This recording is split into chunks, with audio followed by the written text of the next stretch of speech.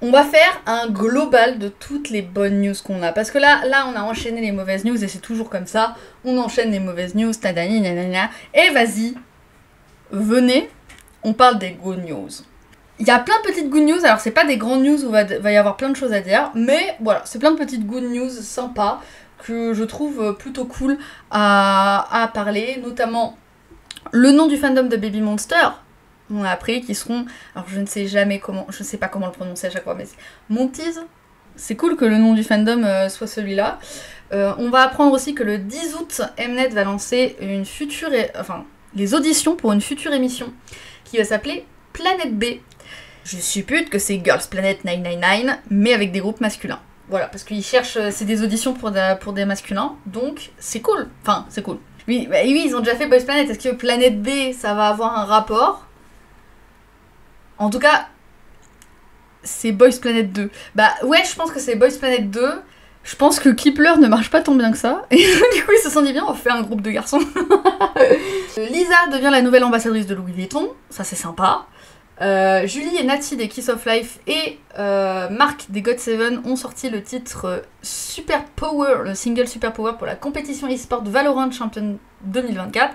Je ne suis pas du tout tout ce qui est jeux vidéo, donc voilà, mais j'ai trouvé ça intéressant. Apple TV+, qui va diffuser le 30 août une série documentaire de 6 épisodes qui va s'appeler K-pop Idol, et ce sera sur Black Swan, sur Jessie et Gravity, et je n'ai pas l'affiche, je vais la chercher. Vous voyez pas ma souris, mais du coup il y a Jessie, et il y a Black Swan et tout, mais il y a surtout Layla des Black Swan, dedans, au milieu. Layla, elle fait plus partie des Black Swan depuis un petit moment, donc ça va pas plu trop aux fans de Black Swan, ce qui est compréhensible surtout avec les problèmes internes qu'il y avait autour du groupe. Une série documentaire ne se fait pas en un an. Une série documentaire peut parfois prendre 3-4 ans, 5 ans s'il faut. Donc je pense que la série documentaire se concentre sur Black Swan avant. Mais ils allaient pas... cutter Layla, ils allaient pas cutter Layla alors qu'elle faisait partie du groupe au moment où la série va sortir. Donc je pense que ça joue. Ah, donc c'était avant que Jessie elle parte de P-Nation. Peut-être. Mais peut-être qu'ils ont filmé aussi Black Swan avant et Jessie après. Peut-être, je ne sais pas.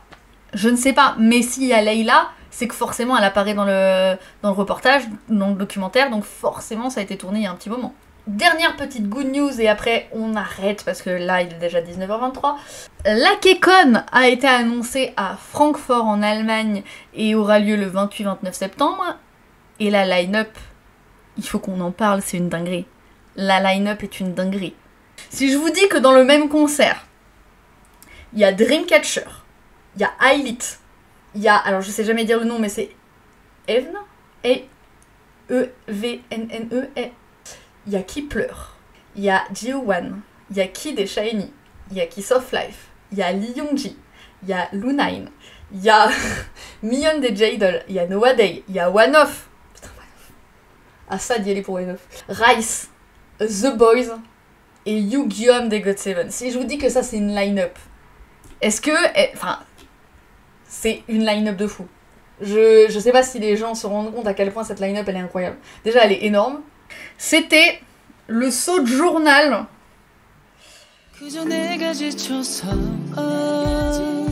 잠시 피할 곳을 찾아 나는 잠이 들어 이곳은 내 맘대로 너무 맘에 들어 할 수 있고 갈 수 있어 모든 걸 가질 수 있어 I call it call it call it lucid dream